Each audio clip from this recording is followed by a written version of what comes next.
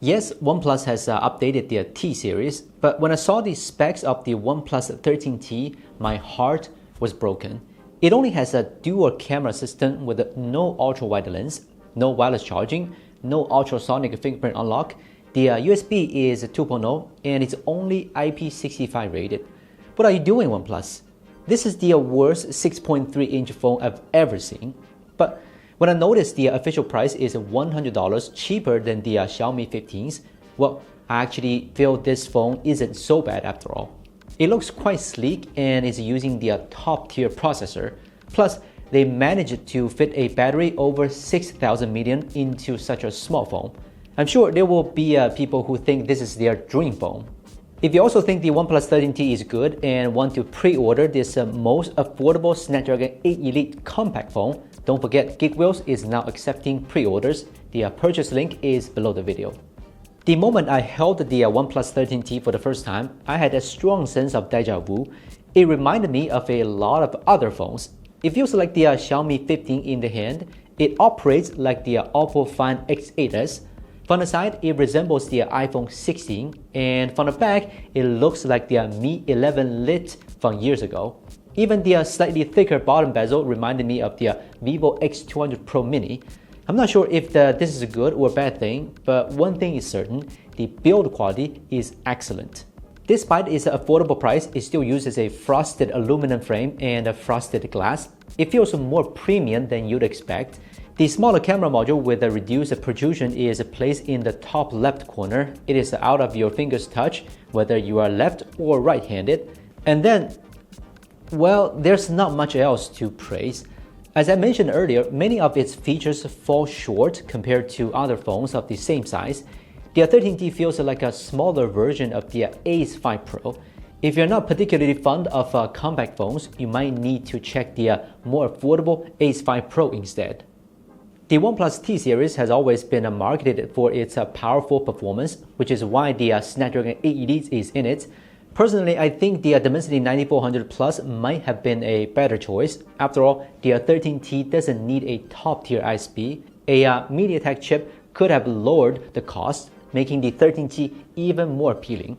That said, the 8 Elite in the 13T doesn't disappoint. I got my OnePlus 13T at a pop-up event where they organized a mobile gaming tournament under the midday sun. The fact that the OnePlus dared to host an outdoor esports game tells their confidence in the 13T.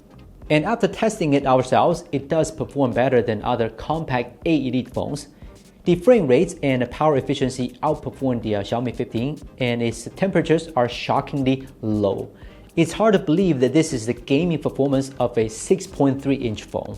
But the 13T's game excellence isn't just about high frame rates and low temperatures. It also packed it with gaming-centric features like bypass charging, AI-assisted controls, frame interpolation, and super resolution, stuff usually reserved for dedicated gaming phones. Among the phones in this size, the 13T is the only one that offers all these features at once, making its gaming experience one of the strongest among the new phones recently. Only if the UI could be all English.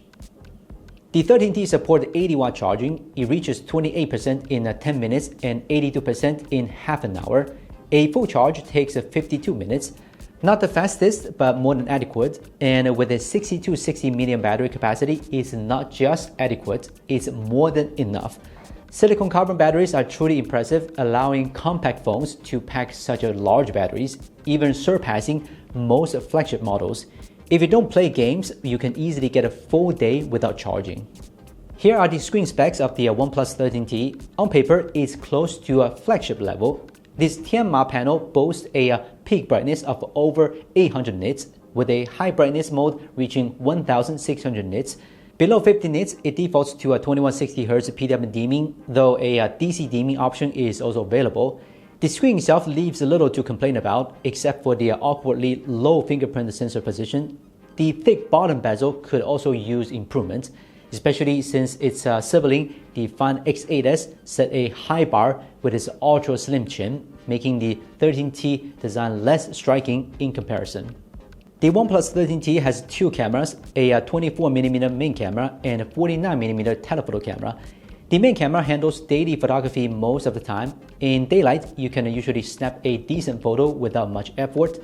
Nighttime photos are passable, roughly on par with a $250 phone. Assuming you don't care about video because its video recording is terrible. Unless mounted on a tripod, focus hunting is constant and low-light video quality is awful. Then there's the 2x telephoto. It's usable in daylight, and even at the 4x zoom, it's tolerable. But at night, the flaw shows. No OIS means a frequent blur, even in moderately lit places like subway stations. The lack of an ultra-wide camera is also frustrating. Sure, panorama mode can somewhat compensate, but without night algorithms, nighttime shots are practically useless. Oh, the front-facing camera maxed out at a 1080p 30fps. If it's a $400 phone, I can accept this camera performance, but unfortunately, it is $460. In China, people are generally not very satisfied with the OnePlus 13T, although we mentioned at the beginning that the 13T is $100 cheaper than the Xiaomi 15. That's only based on the official price. The Xiaomi 15 has already been on sale for 6 months, and its price has dropped significantly on third-party platforms. Compared to the OnePlus 13T, it's now only about $50 more expensive. To save that $50, you will be missing out on extra camera, wireless charging, and ultrasonic fingerprint sensor, IP68, and USB 3.0. Sure, the OnePlus 13T has a large battery, but it seems like that's the only thing it can really boast about. Do you like this phone? If you do, you can check it out on Geek Wheels, or feel free to share your thoughts in the comment section. And we're from Gizmochina. See you next time.